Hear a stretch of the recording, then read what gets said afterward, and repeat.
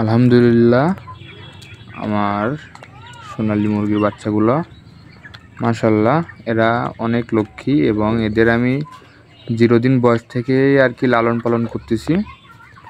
আর এদের বাকি যেগুলো ছিল 2000 পিস সবগুলোই আল্লাহর রহমতে আমি সেল করেছি। আর এইখানে যে 20 পিস আছে এদের আর কি রেখে দেওয়া হয়েছে বাসায়, মানে এদের থেকে ডিম উৎপাদন করে সেই ডিমগুলো নিজেরাই খাবো সেই জন্য আর কি।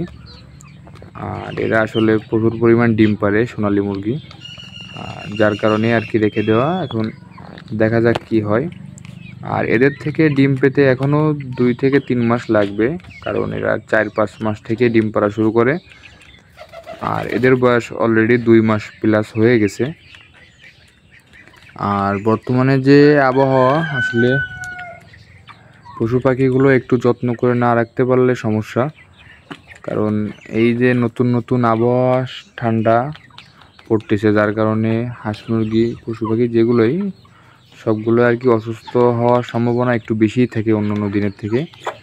যার কারণে ওদের একটু বেশি যত্ন নিতে হবে, একটু বেশি দেখভাল করতে হবে, যাতে করে শখের পশু পাখিগুলো আল্লাহর রহমতে সুস্থ থাকে। এখন মূল বিষয় যেটা, মুরগিদের কখনোই ঠান্ডা পানি দেওয়া যাবে না। যেমন সকালবেলা পানি দিয়ে ওই পানি রাত্রে রেখে দিয়ে পরের দিন সকালবেলা আবার দিলে ওই পানিটা সারা রাত থাকার কারণে ফুল ঠান্ডা হয়ে যাবে। আর যার কারণে ভোর হলে মুরগি ওই পানি খাওয়ার সঙ্গে সঙ্গেই ওদের আর কি ঠান্ডা লাগার চান্স থাকবে। যার কারণে চেষ্টা করতে হবে সবসময়ের জন্য যে সন্ধ্যার দিকে পানিটা বের করে রাখা, এবং সকালবেলা যখন খাবার দেওয়া হবে ঠিক ওই টাইমেই আর কি ওদের পানি দিতে হবে। তাতে করে একটু গরম গরম পানি পেলে ওদের জন্যই ভালো হবে। কারণ এইগুলো পালতে গেলে একটু কষ্ট করতে হবে, একটু কষ্ট করতে না পারলে আসলে এগুলো শুধু শুধুই অসুস্থ হয়ে পড়বে। আর শখের জিনিস একটু কষ্ট না করলে তো হবেই না। তবে আমার যে মুরগিগুলো আছে আলহামদুলিল্লাহ এখন পর্যন্ত সবগুলোই সুস্থ আছে। দেখা যাক কতদিন কি হয়, আল্লাহ ভরসা। আর এদের প্রতিনিয়তই ভিডিও পাবেন, আসলে এরা কবে থেকে ডিম পাড়া শুরু করবে বা কি, যদি আল্লাহ বাঁচায় রাখে ইনশাল্লাহ আপনারা দেখতে পারবেন। এবং সবসময় চেষ্টা করব এদের প্রতিনিয়ত এদের আপডেট দেওয়ার জন্য, যে মুরগি কী অবস্থা, সুস্থ আছে কি বা অসুস্থ, মানে যেটাই থাকুক না কেন সবসময় দেখতে পারবেন আপনারা। আর এই আর কি, সবাই সবার পশু প্রাণীগুলোর দিকে একটু বেশি যত্ন নিন, কারণ বর্তমানে যে আবহাওয়া খুবই খারাপ।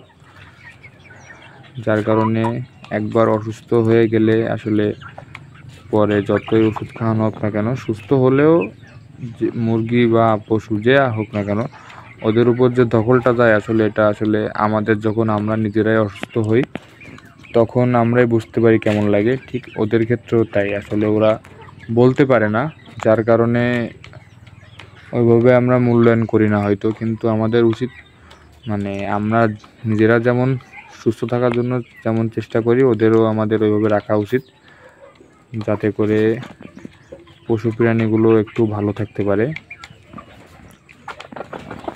তবে এদের ভালোবাসা দিলে এদের কাছ থেকে ভালোবাসা পাওয়া যাবে। মাশাআল্লাহ, সবগুলো আমার হাত থেকেই খাবার খাচ্ছে খুব সুন্দর করেই।